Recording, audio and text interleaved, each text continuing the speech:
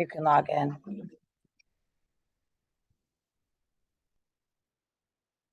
Right. I'll be over there. I'm gonna make you.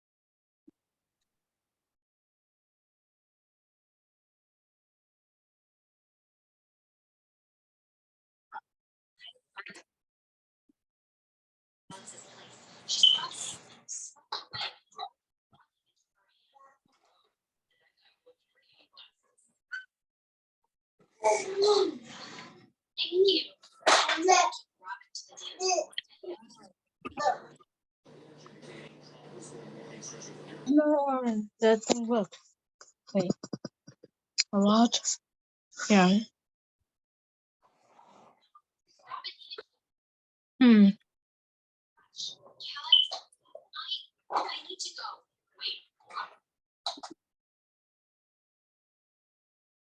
All right, so we are going to get started shortly. This is our Title I annual parent meeting. It's annual once a year to explain what our Title I funds are used for and why we are a Title I school and what that means for us. So we'll get started shortly.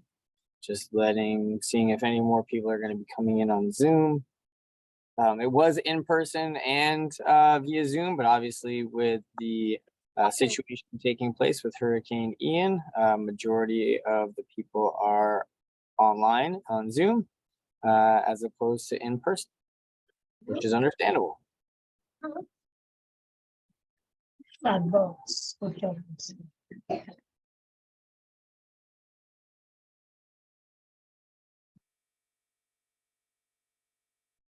We will get started shortly.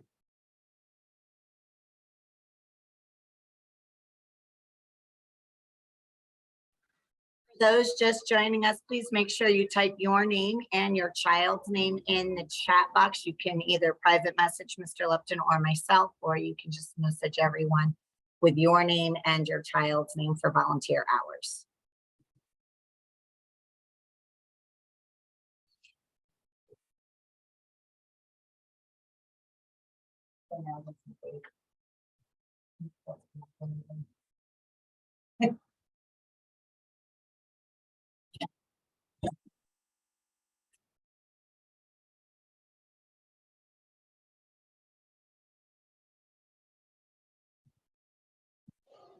I'm sorry, where is the chat box?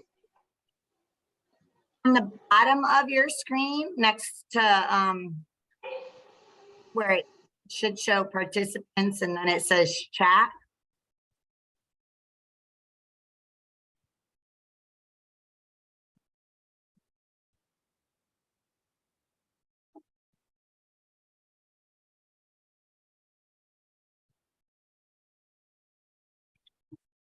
If you can't figure it out, let me know and I'll do it verbally with you.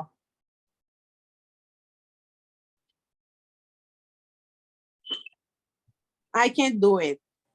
And who are you? I'm Lovelyn, Lynn's mom. Len's mom? Yes, Okay, got it. thank you.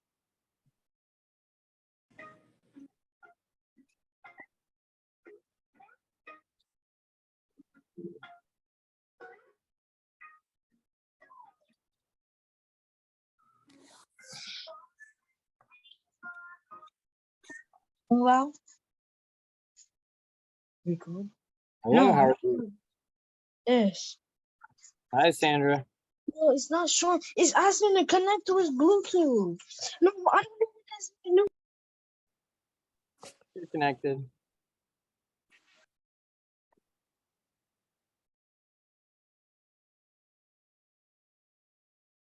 Lane Jean found the chat box. She put her name in.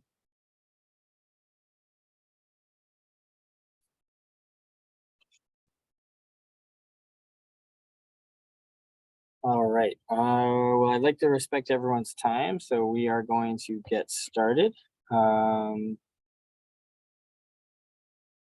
Okay, so again, hopefully you can all see the screen. Give me a thumb up if you can see the screen. It should say Title I Annual Parent Meeting. Thumbs up if you can see that. That would be great. Perfect. So we are starting with our Renaissance. And they're cleaning the floor, so we're gonna cut that off. So we are starting with our Title I Annual Parent Meeting. This is for Renaissance Charter School at West Palm Beach. So this is presented to you by myself and Ms. Rock Price, who is our Title I liaison. So a few things are just going to be in our agenda, what it represents and what that means for Title I.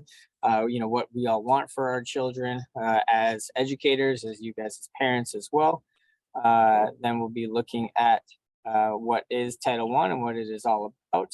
Some of the standards, which are the best standards, BEST, that are the new standards in Florida, as well as some of the testing requirements, which are the FAST testing, as it's known now, FAST, which is not just 3rd through 8th grade, but it's K through 8. So this was one of those initiatives by Ron DeSantis that is now in place. And then what it looks like for parental involvement.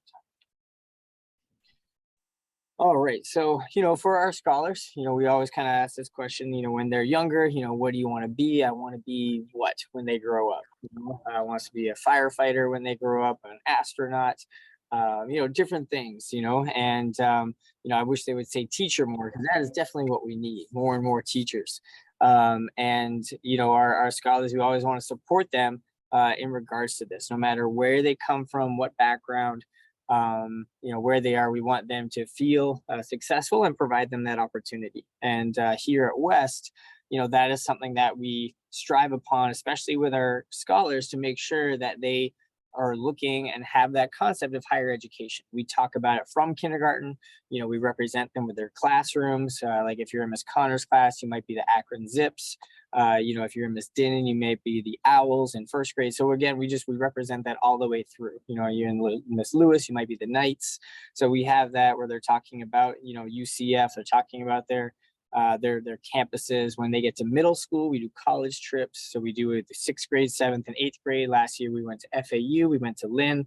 We were able to go back because we hadn't been in a couple of years because of COVID, but we're getting kind of back on that trend, so our scholars can really see the concept of college and higher education. When we have our ceremonies at the end of the year, our 8th graders, we usually try and bring some of our past scholars that have grown up and gone to college or university to speak to our kids about high school, about college.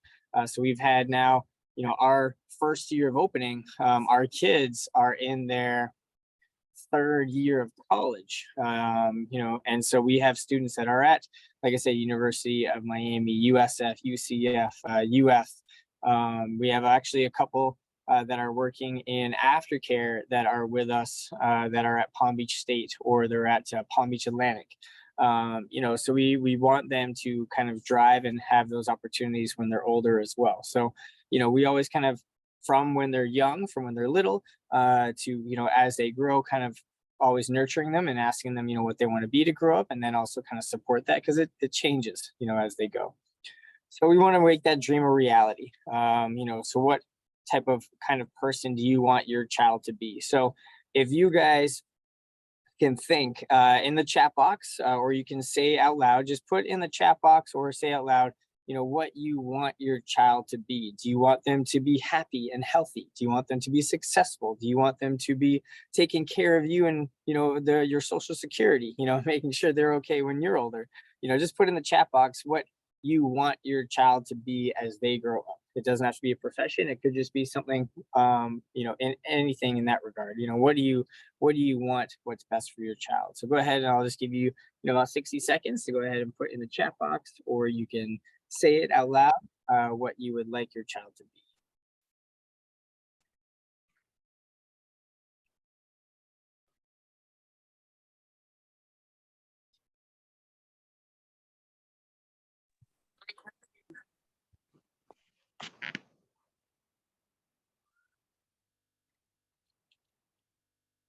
Successful at whatever they choose.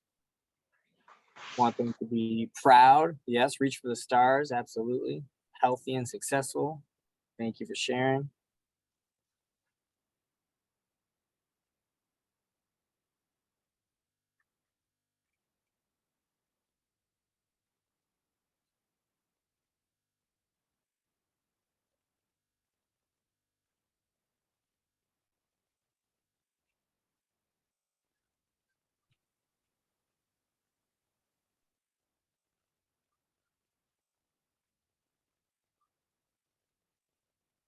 To be kind. Yeah, show good characteristics.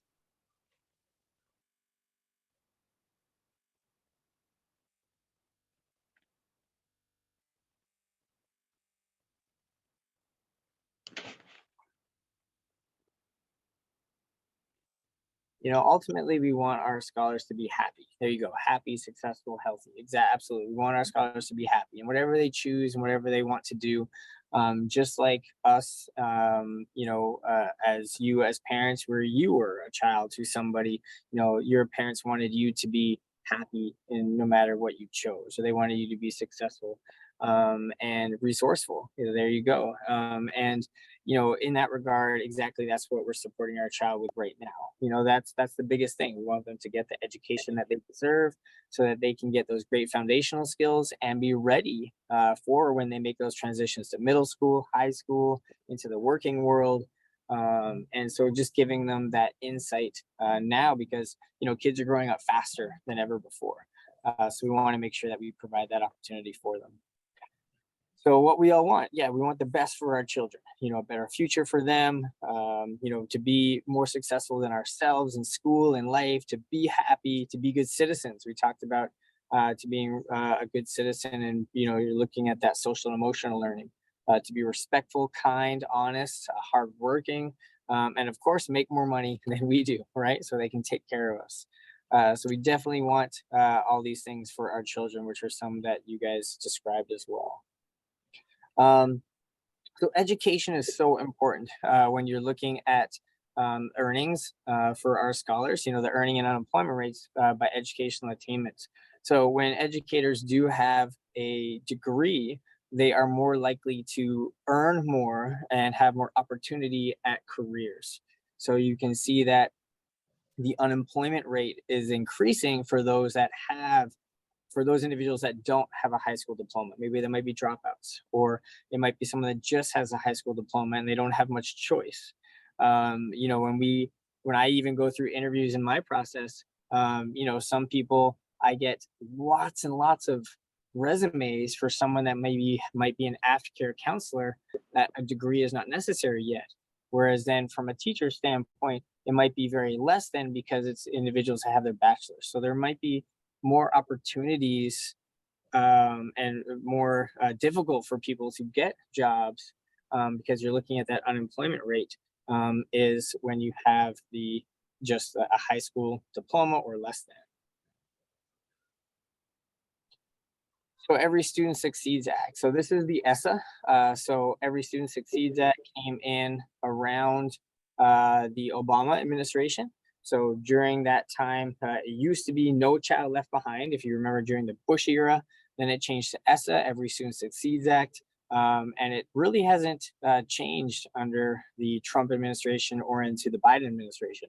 The Education Act signed into law in 2015 that aims to ensure that every student has a high-quality education, preparing students for success in college and careers, provide highly qualified teachers who use proven teaching methods, and provide equal opportunities for Americans disadvantaged and high-need students. So this is the Every Student Succeeds Act.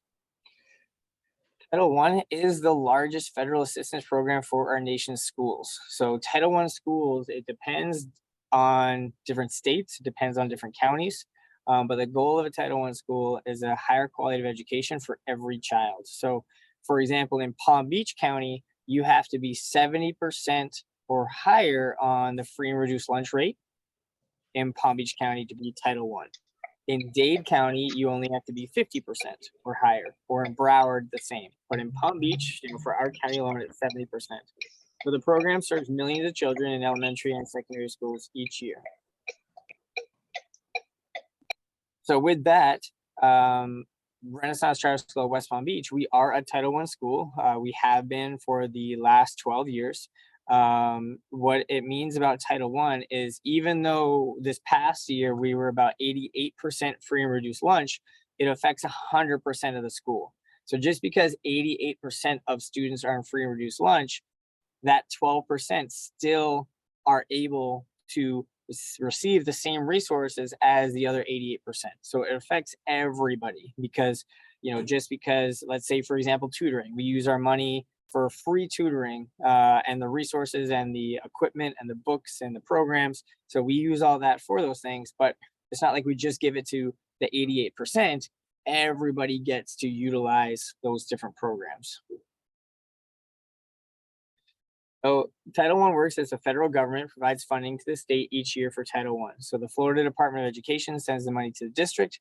The district then identifies who's eligible and provides it to the school. And it is based off of National School Lunch Program. So when we hound you guys to complete the free and reduced lunch applications, this is why, not only to see if your child qualifies for free and reduced lunch, but then the more students or the higher percentage, the more funding we get as a school. So that's why it's imperative that every year we complete the free and reduced lunch so that our scholars can not only get free or reduced lunch, but then also that the school qualifies for Title I funding. So some of our choices, so we are a school choice. Renaissance at West Palm Beach has been identified by the state of Florida as meeting criteria for high performing charter school. We've been an A school for 5 years, so we are identified as high performing.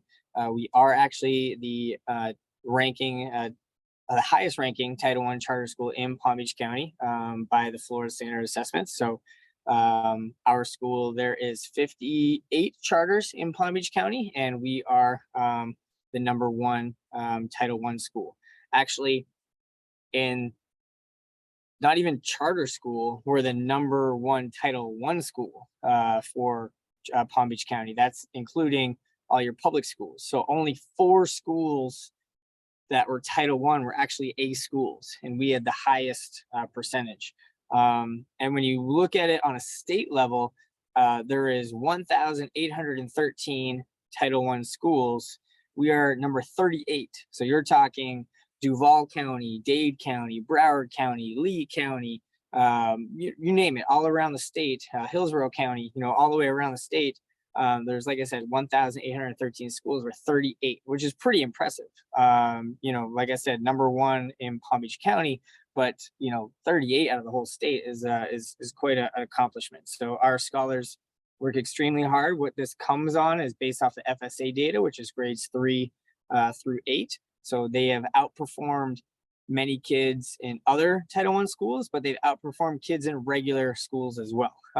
That's the biggest thing is for our particular school, when you look at schools in some of the affluent areas, Wellington, Jupiter, our kids crush them. I'm sorry, it's just they do, and it's tremendous that there's no excuse. There's no excuse for some of our schools in our area that they should be D's, C's, and F's. It's no excuse because we have the same population as the schools in our area, and we are able to do it with our kids and our resources, and we just have a tremendous staff, a great parent population that supports our kids. And again, like I said, we can do it here. There's no reason why they shouldn't be able to do it in the traditional public schools, and then do it in these schools, like I said, in some of these affluent areas. So I always, hats off to our staff here and praise them for everything, and hats off to our kids for working extremely hard so that we can give them this opportunity to be successful in the future. If you're familiar with some of the schools in the area, when we look at high schools, you have a school called Suncoast. And your kids might start thinking about this in middle school. It's called Suncoast. It's in the top 50 high schools in the whole country. Dreyfus is another one. They're actually, I think, ranked number 10 and number 13, I believe. Last year, we had 12 kids get into Suncoast, which is fantastic. And our kids are extremely excited when they get to 7th and 8th grade to push to try and get into these schools, because now colleges are looking at these top high schools to get them into those colleges and universities to get scholarships. So, it's really important for them to start looking at this and viewing that. And like we said, setting them up for success from the elementary to middle to high. So it's very important. And we, that's why we do this with our kids. So you guys as parents, obviously with being a Title I school, you have a right to know. That's why you're here at this meeting, at this presentation. You're being involved with the kids, whether it comes to curriculum nights, when it comes to parent conferences. You're able to, request meetings with your teachers at any time through Dojo, through email. You can ask for their assessments, their NWA scores, their grades in Power Schools. You should be able to see that anyways. The report cards that you get. You have the state standard assessment, the FSA. You can look at all those things. Information on qualifications of your child's teacher. So with their certification, it's all public record. So seeing their certification, whether it might be in elementary education, math 6 to 12, science, biology, whatever the case might be, and be informed if your child is not being taught a highly qualified teacher for more consecutive weeks. So this is, sometimes we do have adjustments. We did have a 7th grade science teacher that started after a couple weeks. We had a kind of a change there, and that we're having that notification if it's more than 4 weeks of not being in, having a highly qualified teacher that is.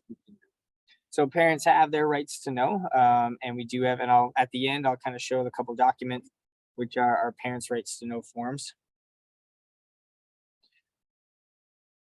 All right, and so here we have Florida's academic content standards. So if you are aware or seen anything in the news, it did change from so let's go way back. All right, here we're going 12 years, going 12 years back, okay?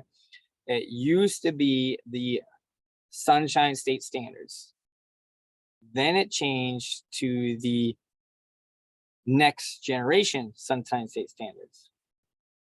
Then it changed to Common Core. You guys are like, oh, I remember that, Common Core. Then it changed to Florida Standards. Now it's changed to Florida BEST, BEST standards. So now we're in the BEST standards. And usually it changes every time there is a new governor in office. Just kind of how it goes, and it keeps curriculum companies in business, because then they change the resources, they change the books, and we have to buy everything new. Anyway, so the Florida BEST standards is what is currently the standards that children have to master, for each grade level, as they are kind of being promoted from one grade level to the next. You can always see them through cpoms.org. You can look up standards, the PE standards. You can look up Spanish standards. You can look up science grade 7 standards. You can look at 3rd grade standards. You can look up any types of standards, but they are all public record again on cpoms.org. As when it comes to curriculum, we follow the Florida BEST standards. Even though we are a charter school and a school of choice, we, as part of our charter, have to follow the standards. The only types of schools that can kind of do whatever they want are private schools. So we're a public charter, so we still have to maintain our charter. If we are failing or we're not doing things proper, we can lose our charter. If we're not up to our safety protocols, when we do get visits and doing our drills, we can lose our charter. If we are, like I said, failing as a school and our kids aren't passing assessments, we can lose our charter. So we do get observed every year. We have annual visits, and we have to stay in compliance in order for our charter to maintain. We're a highly effective charter school, which is great, and have received that honor, like I said, over the last 5 years. And our charter is good for 15 years. So we've been able to get that renewed consistently. But these, again, are some of the Florida standards that you can see through CPOMs, talking about reading, math, writing, science, social studies, which are the most common. So how do we measure student success? So again, like I said, it changed to the FAST, the FAST, which is grades 3 through 8, and STARS, which is K-2, which is part of FAST. Now, again, it's not just at the end of the year now, it is a benchmark that is 3 times a year to see their progression. So again, I hate to go back, but if it was on the news and it's like, yay, less assessments, that did not happen. It is more assessments because it's 3 times a year. It's not just that end of the year. It's like a progression to see the growth of the child, but that end of year assessment still evaluates whether it's promotional criteria. It also evaluates the school, like I said, about being an A school. So we do have those types of things that are still around. The NWA benchmark is something that we do as a school for, again, progress, and you can see your child's baseline in the fall, their winter, and their spring score and see the growth. Reading running records is also something that's performed in K first, second, and third as promotional criteria. It helps to see for our scholars. Reading Plus is an online tool that our scholars use in 3rd through 5th grade, and that this is all paid with Title I dollars. Imagine Math, which we are again national champions at Imagine Math. If your child was in 3rd, 4th, or 5th grade last year, they were the national champions. So in around the February, March time, if you guys are familiar with college basketball, they do the March Madness, kind of like where, you know, there's a bracket, and so they go against another school, and if that school has more lessons passed, then they move on. And so they do that with the eastern side of the United States, the western side, the northern side, and the southern side. And our school was the eastern side winner, and we were in the Final Four, and we went up against some school in California in the final, and they won the national championship. So again, out of thousands of schools, you know, our scholars in 3rd through 5th outperformed them in Imagine Math and were the national champions. So they came, gave the kids a huge trophy. They gave them shirts. They threw out medals and prizes, and the kids got a lot of stuff last year. So it was awesome for Imagine Math. They came and celebrated with them. So these are some supplemental pieces. So how we use some of our funding, additional teachers, paraprofessionals, training, extra time for instruction. So before and after school programs, parental involvement, and then supplemental teaching methods. And I'll go in specifically as to what we have for our school too. So as you can see here, Title I funds. So we're provided almost $500,000, $452,838 to pay for services and programs for our students. So these Title I funds pay for the following. So our extended day program. So we have our tutoring that starts on the 17th of October. So we will have tutoring starting the 17th of October, and it is free. There's no additional cost. Our kids can attend that. It's 3 days of the week. We pay for all the materials for it. We pay for the people that are providing the tutoring. So all that is taken care of. We have 2 math coaches. So if you're familiar with Mr. Rembert and Miss Wildgoose, they are math coaches that support our teachers and support our scholars. It pays for extended day teachers. It pays for their parental involvement center that we have with our computers and just, you know, getting printer and things. We have 3 intervention teachers that do small group pullout in kindergarten first, second and third, and 4th and 5th, and then also for math. When you come and get free materials. So we did have a, what did we have the other night? Curriculum night. So we had curriculum night the other night, and we had free resources. So parents came in here and they were walking away with 4 or 5 books and different resources to use at home. If you were one of those parents, those things we purchased with Title I funds so that you guys can have these free resources.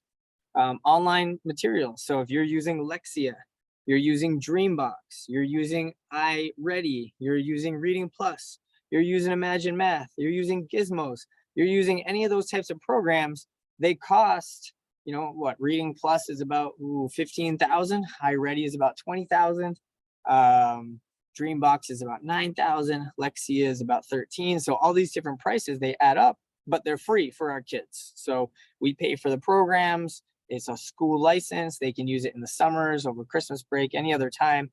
And so that's, again, funding that we use to pay for these things. And they're research-based. So when our kids use them, they have to use these resources and they'll see results from them if they use them effectively. So who decides how funds are used? So if you have ever been to a SAC meeting, we did have them virtual, and we kind of had them in person and virtual last year. We meet to discuss. So we are discussed to say about, hey, these are some of the things that we would like to use the funding for. Parents are involved, teachers, other stakeholders, whether it be board members or whether it be just people, from the community. And students are involved, and we talk about how to continue to use the funds to better our scholars. Sometimes they've changed a little bit, but not too much. It hasn't been too drastic, but we listen to ideas, and at the SAC meetings is then how we have that involved. In the SAC meeting, it's on a monthly basis, so it's the same thing how you're attending this Title I meeting. Ms. Rock Price will send out notifications for our SAC meetings. They are usually virtual and in person, so you have that opportunity to either be present or be online. And we, like I said, kind of discuss our Title I pieces, how to use it. We talk about these other things that just were created, like our parent compacts, our parent family engagement plan. These are all things where parents can be involved in these SAC meetings. So there is one. There wasn't one for September. We start them in October, but it'll be once a month, moving forward. And we'll get the calendar up for you for all the dates, and then we'll remind you as those dates come. And working together. So Title I law, like I said, it's a federal law, requires all Title I schools and families work together. So we work together by creating that parent and family engagement plan, the compact, and our school improvement plan. So we have to develop these things to continue and grow from one year to the next. And I'll show you examples of those in a moment. Our parent school compact is monitoring your child's attendance at school, home learning, and television viewing. Check the Power School system, the websites for updates, and communicate with your child's teachers about their educational progress, whether it might be through Dojo, email, Power Schools, and having that constant communication. Some of the policies. So involve parents in a meaningful way in developing, implementing, and review of parental involvement programs. And parents can get involved with the parent-to-teacher organization as a SAC committee. And like I said, Ms. Rock Price and myself will be the contact people. Our annual meeting, which is right now, is to inform parents of the Title I students of Title I requirements and their right to be involved in the Title I program. And then, like I said, offer flexibility. So again, whether it's Zoom or in person, having those flexible times. We usually do it at the evening, so that people are kind of off work. So it's not necessarily during the day, so we can increase participation. And like I said, just provide flexible opportunities. I think we tried once on like a Saturday and like 3 people showed up. So I think the evening has always been better. Provide parents of Title I students with timely information about the programs, whether it's flyers being sent home through School Messenger or Classroom Dojo. We use Remind 101 as well. We tried to use more middle school for Dojo this year as well. Remind 101 is kind of what we do through our staff to kind of keep them updated. And then we update everything on our website. So all of our documentation is on our website, and I can show you that as well.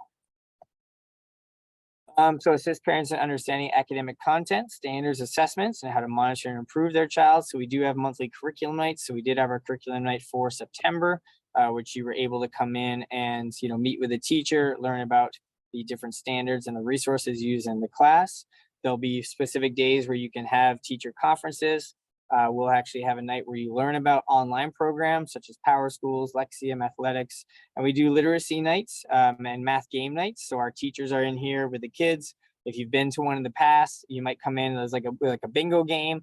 You kind of like have a bingo card and you have to do the different games or the different activities. Once you get the bingo, then you get a prize. And so we have literacy nights, a game night basically with our kids, and you can learn different ways to then work with your child at home. That's the takeaway from it. So it's you and your child, so that you can learn different strategies so that at home you can do the same types of games with them too. And yeah, it takes a village, so we want your involvement as parents, to be involved in your child's success. The most thing that everyone said in there, what you want your child to be when they grow up is successful. You want them to be happy and you want them to be successful. And so, with whatever they choose, you want to support them with that. So, you are your child's first teacher, and we're here to support you guys with those resources to help you with those things. You can influence your child in education more than anybody else can. And so sharing that information about their interests, abilities with teachers will help us all progress. Supporting your child's education. So share that love of learning with them. Reading to your child. Reading is fundamental. That's the biggest thing. Math can be caught up quicker, but reading is so fundamental with your scholar. So asking them to read to you if you're in the car, pointing out signs, street signs, things like that. Those are always helpful. If you're in the grocery store or the market, counting things, hey, get me a 24-pack of water. Well, count. Do you see the rows? Let's look at an array, 6 by 4, 24. So kind of having them assist you in the grocery store. Use your public library. If you have a public library card, that's great. You can find many of the different reading, running records books in the same levels that they have there.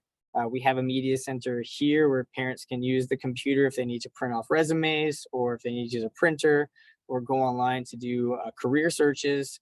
I know everyone kind of has internet on their phone right now, but if you need to use a printer, that's also available. Showing interest in your child's education is essential. Asking questions, praising their efforts, praise, praise, praise. And encourage those students, those study habits. It's if they, oh, I don't have any homework. Well, let's use some of these resources we got from curriculum night, or let's study so we can get better at those things. And then communicating, attend these school events. You might be here tonight, which is great. Volunteering at the school. We have our watchdogs. We had 200 dads at watchdogs, which was phenomenal. Ms. Stevens did a great job of setting that up. We had 200 dads. The cafeteria was packed. It was a line out the door. 200 dads, so dads of great students, and then they've signed up to volunteer at least one day throughout the school year. Sorry, moms, but we're trying to get those male role models in here, so we wanted to get them here. With the school doesn't have a library in itself. Unfortunately, we don't have the space. The teachers have individual libraries in their classrooms, so they do have ways to check out books for their kids. They're provided with lots of different novels within their classroom. So they have classroom libraries. Like I said, keep teachers informed, attend trainings.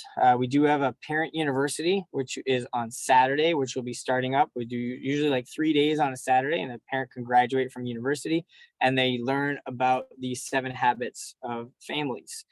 So we talk about the leader in me with our scholars, and that's our 7 habits of highly effective students. And then we have 7 habits of highly effective families, which goes through a parent university. So we'll be doing that as well on Saturdays, which is, like I said, 3 Saturdays for our parents to graduate from. And that will be kind of kicking off around December time. And then, like I said, just asking questions. That's the biggest thing that we can help, just like here, how to get involved in SAC, how the school have a library, just asking questions to learn more about your school. All right, so before I just take any questions, I do just want to show you our parent compact. So this is what we discussed at our SAC meeting. This right here is the parent compact. So this is something that will be sent home next week. We as well. can't, Mr. Lepton, we can't see it yet. Oh, Gotta share it. let me go back.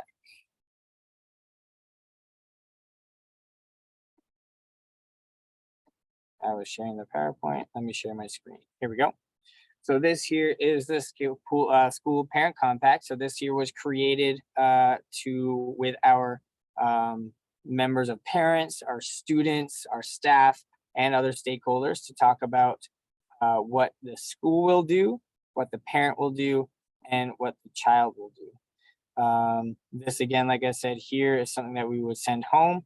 Parents would, comes in all languages, and it's just kind of discussed with your child, and it's just a compact, like an agreement, and you would send that home. So you might have it in a conference with your teachers, or you can just look it over yourselves. And then here is the family engagement plan. So this is our parent involvement mission. So we're committed to building a strong relationship with parents, stakeholders, and community members in order to provide quality educational opportunity for scholars in our school. So our 4 core values are to have purpose, be passionate, display integrity, and show grit. Our Title I annual meeting, parent involvement activities. So we talked about our tutorial workshops, our parent curriculum nights. We do our Saturday university. We have our volunteer program, like I said, which with our watchdogs as well, parent communication, and then our SAC, the School Advisory Council. So that's our SAC meetings, which are once a month. Okay. And these are the things that were created through our SAC meeting. Now, from here, I am just going to take you to our website. So again, if you go to our website right here, our westpalmcharter.org. So when you go to our website, this is the westpalmcharter.org, you can find any information here on Title I. So if I click on Title I, then you'll see our Title I notice. You'll see our school parent compact here, which is what I kind of showed. There's our parent and family engagement plan.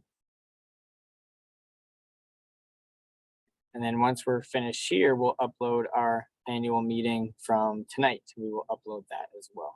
So there's other school information here, different bell schedules, our enrollment, academics, school leadership. So this is our Leader in Me program. So we talk about our Leader in Me. We had different things for the summer, anything for parents. So before and after care program, if you need meal service. So scrolling down to the meal service and doing the free and reduced lunch applications like we talked about is right here. So you can see the school meal service program. If I go back to the home screen, and I just kind of scroll down, you'll see here, if you look for all school uniforms, bus transportation, applying for the bus, immunization and physicals, just some different calendar items that coming up. So you can see the whole calendar. You can see some of the spotlights last year, the boys basketball championships that they won at the end of the year, and then just any other photos and things as well. So these are just some of the things that you can see from the laptop. I know the mobile version might look a little bit different from your cell phones, but these are all here from the website. Mr. Lupton, one of the parents asked, how much does aftercare cost? Aftercare is, well, just aftercare is $190 a month. I think right now there is a waiting list, but they also accept ELC, Early Learning Coalition. So if you have that, then the cost could be different because it might be at a different rate. I also see a message about what time does school start. So school starts in the morning at 7:20. That's when they are able to open the doors and kids come in. They can start getting breakfast and go straight to their classrooms. If you need before care, that starts at 6:30. And that is a paid program for before care. But everyone can start dropping off at 7:20 in the morning. Instruction starts at 8. So you want to have them between 7:20 and 8 o'clock. And you know, while I have some people on right now, as of right now, yes, school is closed for tomorrow. So I did send out a message in regards to that. So in Palm Beach County, the school district, you usually follow the same process and protocol, but school is closed for tomorrow. As of right now, we don't have an update about Thursday, but we should find out more information tomorrow. And if so, it'll be on our website, kind of like how that pop-up just came up. As well as we'll send out a school messenger, which is through email, text, to let you know about Thursday. Otherwise, like I said, at this current time, it is just Wednesday for school. Kids are asking about the Hispanic Heritage. So we have a Hispanic Heritage celebration on Friday. That is continuing to go ahead as planned on Friday thus far. We have clubs on Friday. That's continuing to go ahead as planned as far. The only thing that got canceled today, or at least rescheduled, was our girls kickball and boys flag football games. All right. So let me just kind of go back to some of our Title I pieces as well. Does anyone have any questions? I appreciate the questions in the chat box. You know, it does benefit others, you know, for the good of the group too. Or does anyone have any questions about Title I or how that affects our school, or how we can improve upon some utilizing those fundings, or does anyone have any ideas? Right now it's kind of written into plan for this year, but you might have some ideas for the following year, because like I said, we've been a Title I school each year and want to obviously continue that. So let's see. will 21st Century ever come back? Well, we did have 21st Century for 5 years. It was a 5-year grant. And the grant for 21st Century was, we had it for 5 years, but because we were in a school, which is a good thing, we weren't able to kind of continue it because we were performing at a high level. So it's like, it's good, but they only give it to schools that are struggling. We have applied for the 21st Century grant for next year for a 5-year plan. We had to kind of take a 1-year absence, I guess, in that regard, but we have applied for it for the following year. So will it ever come back? I can't guarantee it, but we have applied for it. So even though we are high performing, which is great, we have applied for it, and fingers crossed it will be something that is in return. And for people that don't know, 21st Century was a grant program, which is for after school, which is for grades 3 through 8. It's basically like free aftercare, but your child has to be enrolled in the program. They have tutoring, they have sports enrichment programs with it as well, and it's all covered at a cost. Well, there is no cost. It's covered through the grant. Let's see.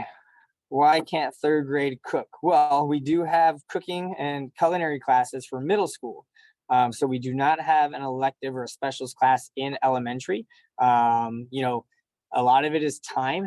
Our culinary class is after lunch and before lunch. So we have a time for one class beforehand for our middle schoolers, and we have time for one class after. Otherwise, our cafeteria is used throughout the day for lunch to feed 1,000 kids.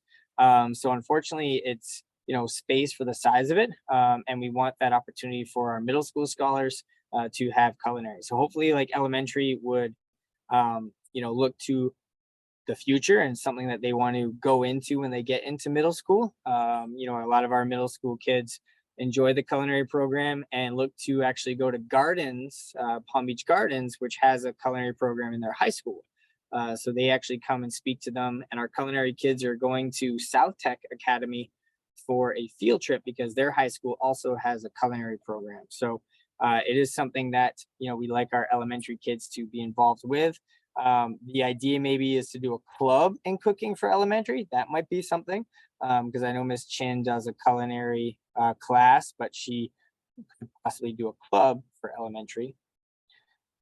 A parent asked, will they ever get more of STEM programs?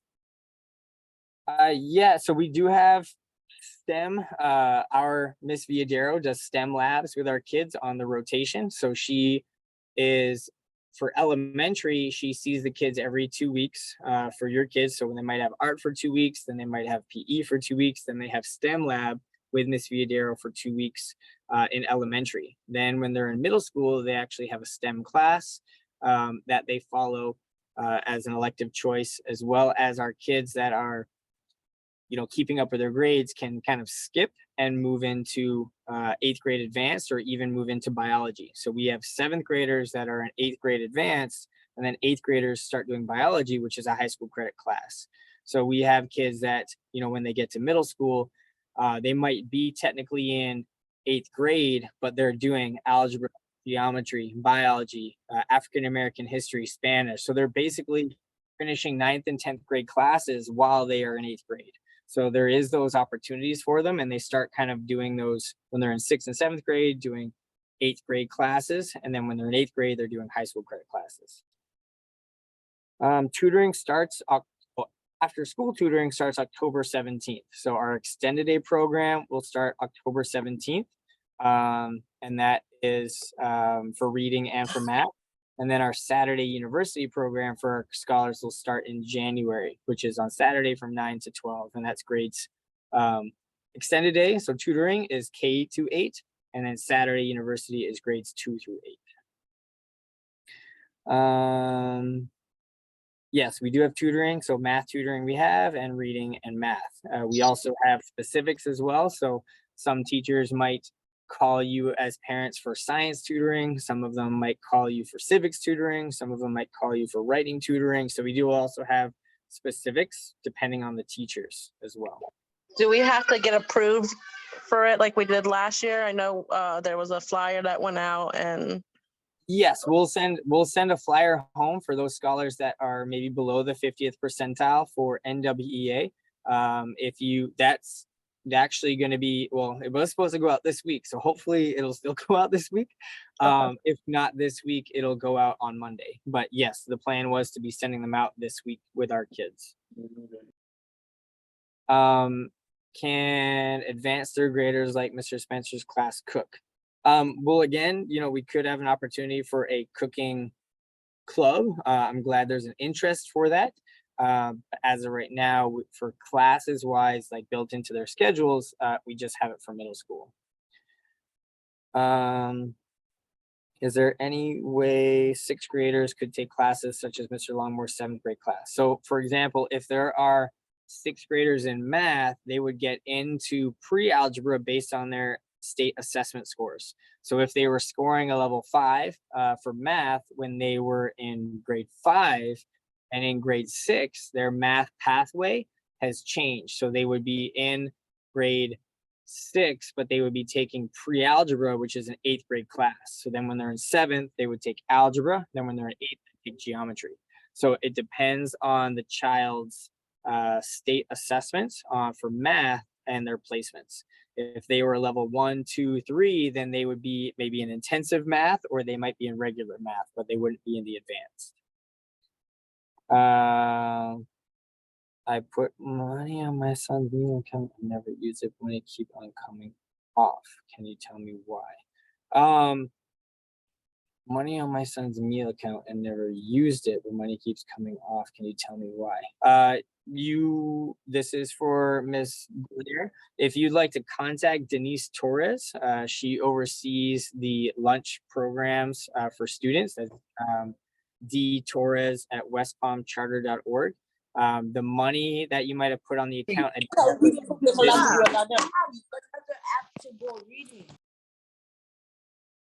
I don't know if it was this year or if it was last year, but it was free last year.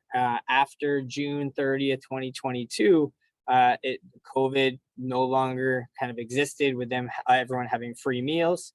So if they haven't completed the free and reduced lunch application for this year, then you could be regular or reduced. If you want to check your status, you can call the front office if you haven't done a free and reduced lunch application as of yet. But that would be the way to kind of find out if, like I said, you put money on the child.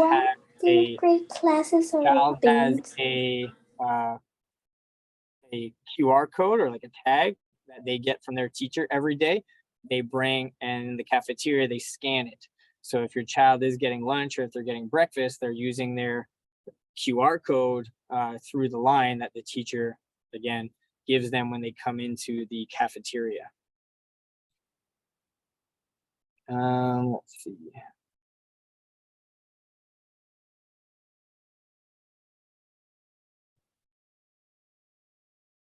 Book reports in the office do not match those that are given in the classroom. I'll check. Let me follow up with the team leads. There was a couple new team leads in some of the grade levels, so let me just follow up with the team leads to see if their book reports have changed, so we can make sure. First grade is different. I know first grade is off.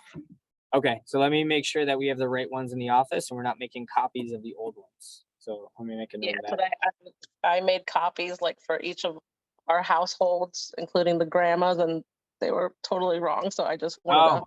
Okay, they might have been, the office might have been making copies of the old ones then. So let me get the new ones from the team leads and make sure we have them updated. Thank you. What classes are advanced? So we have, I'm not too sure if that's referring to like middle school. So we do have advanced classes in middle school. Again, like I said, if they're based off of their state assessment scores, they might have advanced ELA math. They might be going to the science biologies. They might be going to their African American history classes or social studies.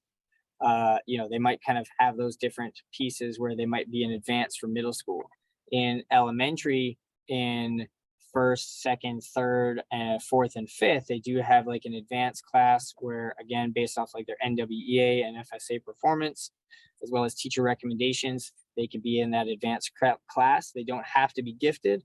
They can, if they are gifted, which have an EP and educational plan, that means they've gone through seeing a psychologist. They've kind of gotten the old IQ test and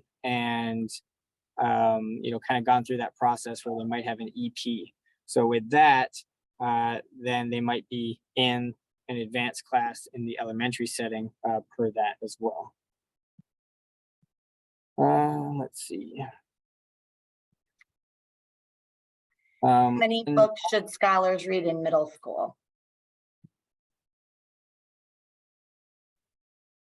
Unknown, we can talk about that offline if you'd like, about the third grade teacher, and we can discuss who that is. I'm not sure who your child is. How many books should scholars in middle school by the end of the year? So they have 50 books, but it's not 50 novels. That would be a lot. I think for them, it's every 50 pages. So if they read a book that's 100 pages, then that would count as 2 novels. If they do their iReadies, so if they do their 5 iReadies, that would count as a book as well. So it just kind of counts because of the size, whereas a kindergartner, or sorry, a second grader might read 1 book and that would count for them. A book for a middle schooler could be much larger. So they kind of break it down by pages because, if they read, like I said, 200 pages, that might count as 4.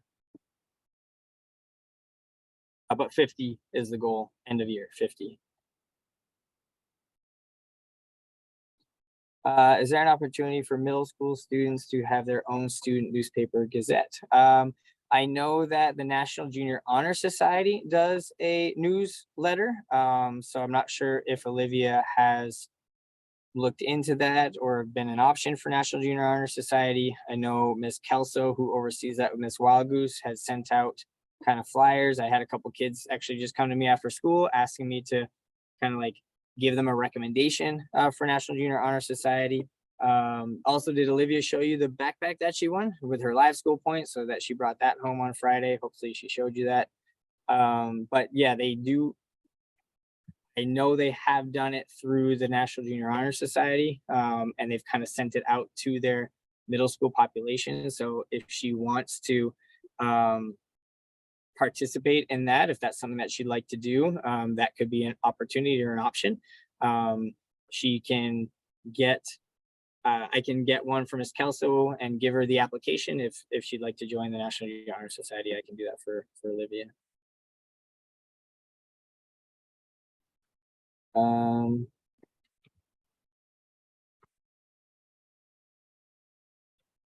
right. All right. Well, I thank you guys so much for your questions and coming out for our Title I annual meeting. I appreciate you guys being here. Please be safe tonight and tomorrow, the next few days. Make sure you take everything precaution, hope family and friends are okay.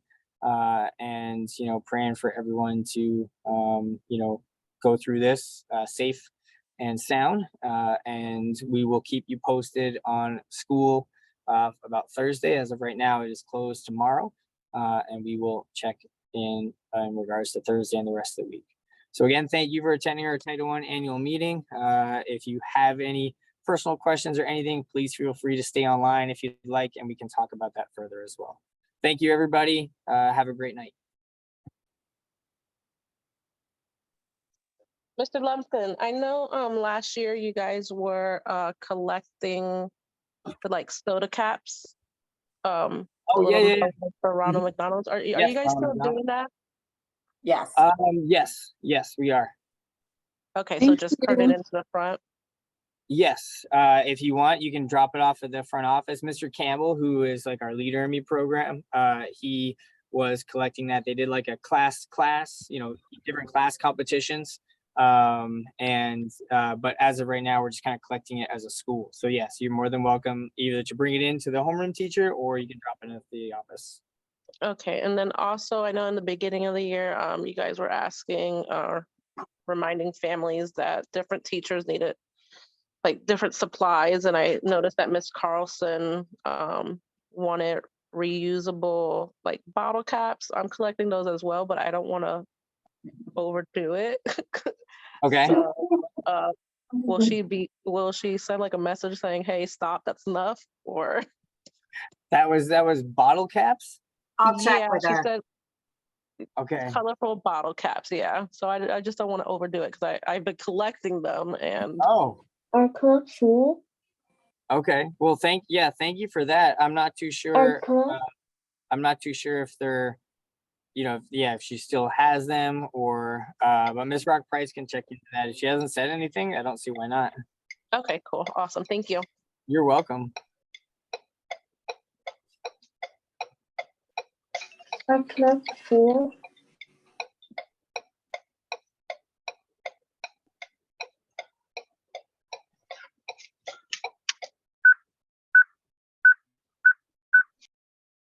Excuse me, Mr. Lupton.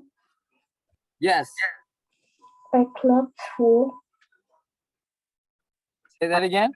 Our club's full. I know sports club is full. What club? Elementary are full. The only club that's available is math and the interest string follow. Investing. Oh, Investing. investment, Yeah. investment and math. So just investment and math. So the other ones like cheerleading and dance Cooking. and cooking and music and art, those ones are all full. But it will be back again for the second semester. So in January, there will be more options then too.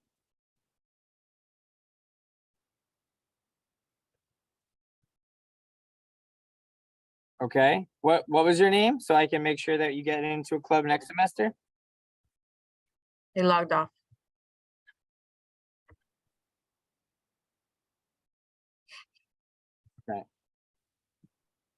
All right. Well, thank you, everybody.